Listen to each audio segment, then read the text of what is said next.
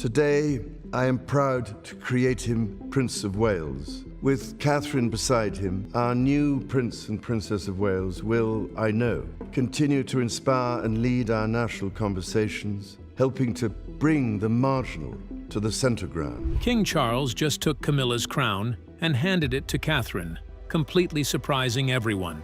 Sources say that Catherine, Princess of Wales, has just been given royal power that caught Camilla off guard, and Camilla's last request was reportedly ignored without any discussion. The big question is, what exactly did Camilla ask for that led to such a hard no? And did King Charles secretly give his wife's title to his daughter-in-law? Join us as we uncover the truth behind this sudden royal twist.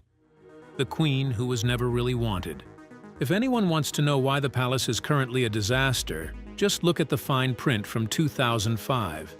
Camilla was never supposed to be queen. This wasn't some hidden secret. It was the actual deal they made just to get people to stop booing. When she and Charles had that depressing little civil ceremony, the one his own mother didn't even bother to attend, the official word was that she'd stay a princess consort. Queen Elizabeth says she wants Camilla, the Duchess of Cornwall, to be known as Queen Consort. The royals weren't being humble. They were just terrified of the public because they knew Diana's ghost still had better approval ratings than the two of them combined.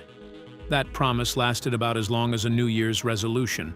Like most things said behind those palace walls, it died the second ambition got in the way. When the Queen finally kicked the bucket in 2022, Charles took the throne and dragged Camilla right up there with him as Queen Consort. That old princess consort deal was tossed into the trash like an embarrassing receipt. The palace acted like this was always the plan, while everyone else saw it for what it was, a classic bait and switch. After years of being the most hated woman in Britain and playing the villain in Diana's tragedy, she got the crown anyway. It turns out that if you just hang around long enough, the monarchy will eventually rewrite the rules just to keep the furniture looking tidy. Even with a crown on her head, she was reportedly standing on a floor made of thin ice. People working inside the palace claimed that Camilla was left out of the big loops you would expect a queen to be in. Her office was allegedly kept in the dark about things like succession plans and the future of the monarchy. When it came to deciding which charities to support or who would be the face of the brand, the decisions often skipped her desk entirely. She got the fancy title, but the actual keys to the kingdom were still hidden in a drawer she couldn't reach. It seems the royals are perfectly fine with her wearing the jewelry as long as she stays away from the steering wheel. The relationship with Catherine was sold to the public as a cozy friendship, but the reality behind closed doors was allegedly just a cold professional contract. These two women lived in completely different worlds. They were polite when they had to be in the same room, but they weren't exactly grabbing coffee and gossiping. Anyone watching them could see the warmth was about as real as a scripted reality show. It looked like two rival diplomats shaking hands for a photo op. Once the cameras were gone, the smiles disappeared, and they went back to their separate corners. But behind the scenes, things were already starting to change in a quiet but important way. If their relationship was never truly close, was it only a matter of time before that distance led to a shift in power? Catherine's rise to power. While the world was busy obsessing over Harry and Meghan's endless Netflix dramas and book tours, a much bigger move was allegedly happening behind the scenes. Catherine wasn't just showing up to smile and cut ribbons for the cameras. She was quietly building a level of power and respect that caught everyone off guard. This wasn't about looking good in a dress. Sources say it was a cold, calculated play to make herself the only person in the building who actually matters. She was playing the long game, while everyone else was fighting over podcast titles. It is honestly impressive to watch someone turn a hobby of shaking hands into a strategic takeover, while the rest of the family is busy airing their dirty laundry on global television.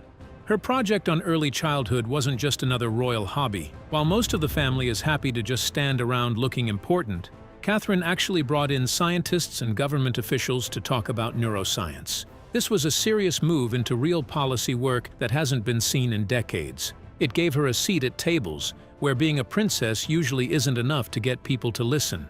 She started talking about data and social impact, instead of just posing for the usual boring charity photos. Sources say she was actually getting things done, and even the king couldn't ignore the fact that she was becoming the most competent person in the room. Then the health crisis hit and basically blew up the entire palace playbook. In early 2024, the news dropped that Catherine had cancer after some abdominal surgery. I underwent major abdominal surgery in London, and at the time, it was thought that my condition was non-cancerous. It felt like a bomb went off. The world didn't just give the usual polite nod. The reaction was massive and actually felt real. For a lot of people, it was the first time they felt that raw connection to a royal since Diana died. We have reports from Paris that Diana, Princess of Wales, has been killed in a car accident. People were genuinely crying and piling up flowers outside Kensington Palace without being told to. It wasn't some PR stunt or a managed media moment. It just happened because people actually liked her, which is a rare feat for a family that usually feels like a collection of wax figures. The way Catherine handled being sick reportedly moved her up the ladder, not just with the fans, but inside the palace walls too. She didn't panic. She put out that calm video, took her time coming back, and kept her kids out of the mess while dealing with a nightmare. By late 2024, sources were telling People magazine that her behavior made King Charles, who was busy fighting his own cancer, really stop and think about the future.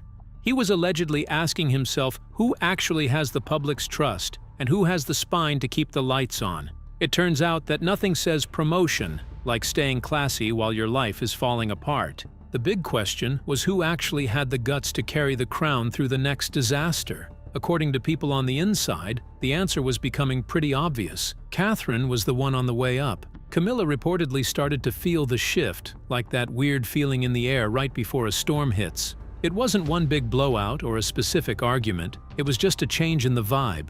Suddenly, advisors weren't lining up to talk to her anymore, and the important questions started being sent to someone else's office. But while Camilla was still trying to hold her ground, the palace itself was already moving in a different direction. If everything is taken away from her, was this the beginning of a full transfer of power? The alleged transfer of royal authority. By the spring of 2025, the rumors had become headlines about a massive internal shakeup. Major outlets were reporting that King Charles was officially moving the heavy lifting from Camilla's desk over to Catherine's. We aren't talking about a few extra charity walks or swapping lunch dates. This was a deliberate move to strip Camilla of her institutional power and hand it to the daughter-in-law. People who get paid to watch the royals were actually worried because this didn't look like a temporary fix. It looked like a permanent demotion. The king was essentially rearranging the deck chairs, and Camilla's chair was being moved further away from the captain's table. The real gut punch in this whole shuffle was how they handled the patronages. In the royal world, these aren't just hobbies. They are the only reason these people have a job. Owning a big patronage is like owning stock in the family business. Several of the most important ones, dealing with the arts, books, and hospitals, were allegedly snatched from Camilla and handed to Catherine. These were projects Camilla spent decades building up. Losing them wasn't just a calendar change, it was a total erasure of her work. The palace basically deleted her career and gave the password to Catherine.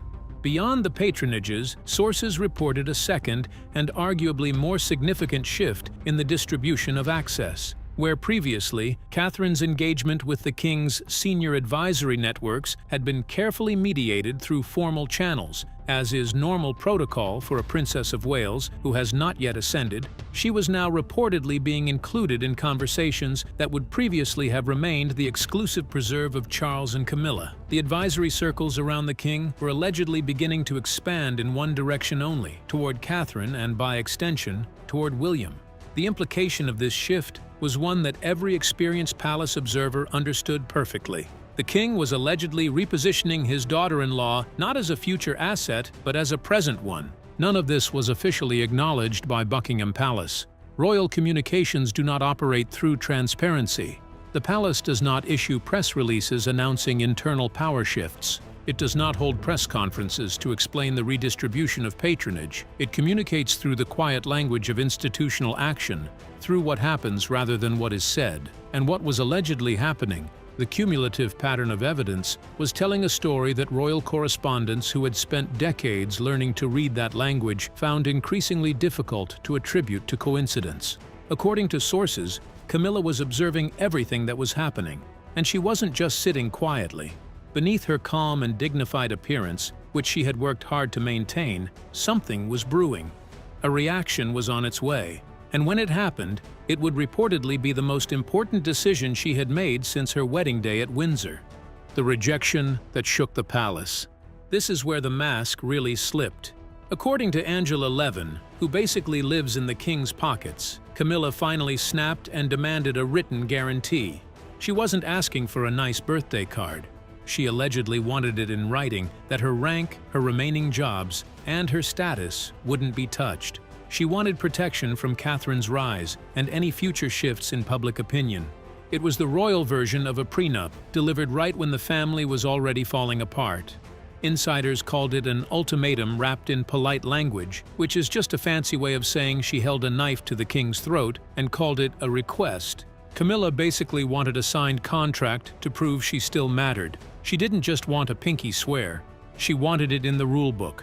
But when she asked, the answer was a hard no. It wasn't a screaming match in a hallway. It was just a cold, professional get lost. The king's team basically told her that the monarchy needs to stay flexible. That is code for, we need to follow the person that people actually like. They argued that a written deal would tie their hands when public moods change or when the next person in line needs to take over. They even had the nerve to say that denying her request was for her own good. It is the ultimate corporate move, firing someone's ego while claiming it's for the company's health. The translation of that fancy rejection was simple. No. The palace basically told her she could keep the fancy title and her spot in the parade, but the actual power was off the table. They wouldn't put her authority over the charities and the inner circle in writing because a contract makes it too hard to change your mind later. They need the freedom to snatch that power back the second it suits them, and a signed paper is just a pesky obstacle to a good old-fashioned corporate reshuffle. The people close to Camilla say she was absolutely livid, but she didn't throw a fit. She practiced the kind of quiet, dangerous anger you only get after being the most hated person in the country for 30 years. There were no public meltdowns or messy leaks to the tabloids to make the king look bad. Instead, she just went silent. Anyone hanging around the palace lately says that silence is loud, pointed, and freezing cold. But while Camilla sat in that cold silence, the king was already shaping a future that didn't seem to fully include her. If his vision was clearly centered on William and Catherine, where exactly did that leave Camilla in the long run? The king's vision and the future he is building. Since Charles took the throne, he hasn't stopped talking about his dream for a slimmed-down monarchy. He wants fewer people on the payroll, greater accountability, and a small team that actually delivers measurable results. For a change. This wasn't just a nice thought for a speech, it was a formal policy change, and it's already started to shift the balance of power. It's becoming very clear who is staying at the center of the frame, and who is being slowly, politely pushed toward the exit. In Charles's head, the future of the monarchy isn't about him and Camilla. It is about the people who can actually keep the lights on for another century. That means the focus has shifted entirely to William and Catherine. They are the only ones with the public's trust and the survival skills to handle the modern world. According to the king's own logic, they are the perfect middle ground, old enough to look serious, young enough not to be totally out of touch, and popular enough that people actually want to see them on their coins. According to major reports from The Guardian and The Times, Charles isn't just being a supportive father-in-law, he's basically acting as Catherine's career coach. He's reportedly checking her big speeches, opening doors for her that usually take years to unlock, and using her recovery as a way to give the monarchy a much-needed win. He's treating her like a CEO would treat their hand-picked successor, investing everything in the one person he thinks can actually save the company. Camilla, sources suggest, fits less cleanly into this forward-looking vision. She has earned respect in certain quarters. She has demonstrated resilience that few could have managed. She has, against considerable odds, turned a deeply hostile public narrative into something approaching grudging acceptance. But her age, her history, and the complex and unresolved legacy she carries from the Diana era mean that she is, allegedly in Charles's long-term calculus, a figure of the monarchy's present rather than its future. A distinguished, accomplished present, but present nonetheless, rather than future. Charles has apparently concluded that the future of the monarchy belongs to Catherine and the generation she represents. This decision has left Camilla in a difficult position, as she watches her influence fade with almost no way to stop it. Beyond modern politics and strategic planning, there is a much older, more personal dynamic at play, rooted in memory rather than simple policy. It feels like a ghost that never truly left the palace is finally dictating the terms of the future. It is the ultimate historical irony that after decades of trying to move on, the king is reportedly building the new era around a woman who reminds the world of the very person the institution once tried so hard to manage. But as the past keeps shaping the present, the lines between memory and power are starting to blur inside the palace. If Diana's shadow still influences who the public loves and who the institution trusts, is this shift really about strategy or something much deeper? The Diana shadow that will never fully lift. The version of this story cannot be told without confronting the ghost that has occupied every room since August 1997. Princess Diana has been gone for nearly 3 decades and has been absent longer than many of her modern mourners have even been alive. Yet her influence on how the public perceives Camilla remains as powerful as any official royal protocol. Within the monarchy, Diana is not just a memory, but an architectural force that still shapes the load-bearing walls of the institution. It is a bit of a cosmic joke that the one person the palace tried so hard to move past is the one who still dictates exactly where everyone else is allowed to stand. When Catherine got the cancer news in early 2024, the public went into a total meltdown.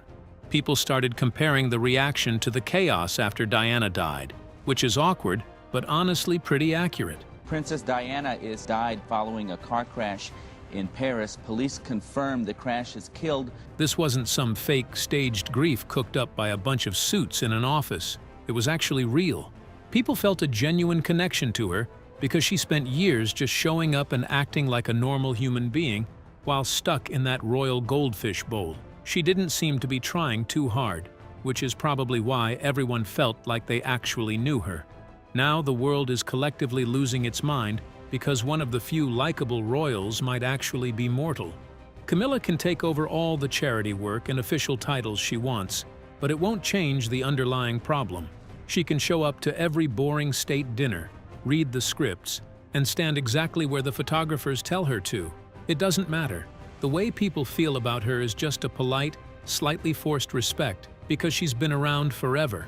It's nothing like the actual obsession people have with Catherine. No amount of expensive PR or clever branding can fix a lack of genuine likability. It's baked into the culture at this point. Word is, even Charles knows the score and is making moves based on the fact that the public just isn't that into his wife. Tina Brown wrote a whole book about how the royals are still haunted by the 1990s. Every move they make is basically a reaction to the mess they made with Diana. They failed her. Everyone knows it, and the public hasn't forgotten. Now Catherine comes along and she's young, seems honest, and puts her kids before the firm. Facing cancer with a bit of backbone just made people love her more. Princess Kate's shocking cancer announcement on Friday that she recently had abdominal surgery. She isn't trying to be the next Diana, but she gives off the same energy that made people care in the first place. It's an echo that the palace can't ignore, no matter how hard they try to move on from the past. Diana's ghost is still hanging around, and it's actually getting more annoying for the royals as time goes on. This isn't because anyone in the family is actively trying to ruin things for Camilla, but because the public never moved on. People have been holding on to these specific expectations and emotions for decades. They were just waiting for a person they actually liked to come along and fill that gap. Now that it's happening, Camilla is stuck in a shadow she'll never outrun, no matter how many ribbons she cuts. Catherine, it is said, has done just that. Not on purpose or with a plan, but simply because her personality fills the gap that Diana created. What happens next, and what it means for the crown. So, what's the actual point of all this? Camilla spent half her life fighting to be accepted by a family that hated her, only to finally get the crown and realize it's being watered down anyway. Then there's Catherine, who didn't even ask for this drama. She's just trying to get healthy, take care of her kids, and do her job without the extra headache. Meanwhile, Charles is supposedly the one pulling the strings and changing the rules, all while he's dealing with his own massive health issues. It's a mess. The monarchy has survived for hundreds of years by pretending to stay the same while quietly changing behind the scenes, But this time, the internal gears are grinding loud enough for everyone to hear. Historians love to point out that this kind of drama has happened before. The British royals are basically experts at taking away someone's power while letting them keep the fancy title. Throughout history, plenty of queens have found out the hard way that wearing a crown doesn't mean you actually run anything. The palace knows exactly how to make a role completely worthless without making it obvious. In this case, Camilla isn't being kicked out or publicly shamed. She's just being managed. It's a cold, calculated move that the monarchy has been perfecting for centuries to keep the machine running smoothly. This isn't just another boring royal staff reshuffle or some meaningless PR stunt. It's a massive neon sign pointing to where this whole mess is going. Charles is effectively betting the entire future of the monarchy on Catherine. He's giving her the real influence and making her the main character of the next chapter because he knows she's the only one people actually care about. Since there's only enough room for one person in the spotlight, Camilla is basically being shoved into the wings. He's trading in the wife for the daughter-in-law because, at the end of the day, the brand needs someone people don't actively want to scroll past. It's basically the royal version of being told you're overqualified for a job just so they can hire the younger, cheaper candidate everyone actually likes. For the monarchy, this shift is a big deal and probably should have happened a long time ago. At the end of the day, the royals only exist because people let them, and every poll shows that the public actually trusts William and Catherine way more than the rest of the family. Charles is just doing the math. He knows that if the crown is going to survive in the modern world, he has to lean into the people the public actually likes. This isn't about him being a nice guy or playing favorites. It's a cold strategy. He's willing to push his own wife into the background to save the family business, which is exactly the kind of ruthless move kings have been making for centuries. The one thing the palace suits can't just spin away is the fact that this is actually pretty brutal on a human level. Camilla isn't just a piece on a board you can move around to fix the ratings. She spent decades being the most hated woman in Britain, getting blamed for ruining a marriage that was already a dumpster fire before she even showed up. She sat through years of people trashing her and just kept going until she finally earned a bit of respect. She put in the work, but now, all that effort is being shoved aside because the higher-ups decided the brand looks better with a younger face. They're basically rewriting her job description behind her back because they need a better cover girl for the monarchy. After 30 years of being the villain, she finally gets the crown, only to be told she's being renegotiated for a better model. That's a special kind of corporate hell right there. Was this the right choice for the monarchy's future? Or a profound betrayal of the woman who stood by Charles through everything the world threw at them? Share your thoughts with us in the comments section. Remember to like, share, and subscribe for more. Also, click the next video showing on your screen. You will enjoy it.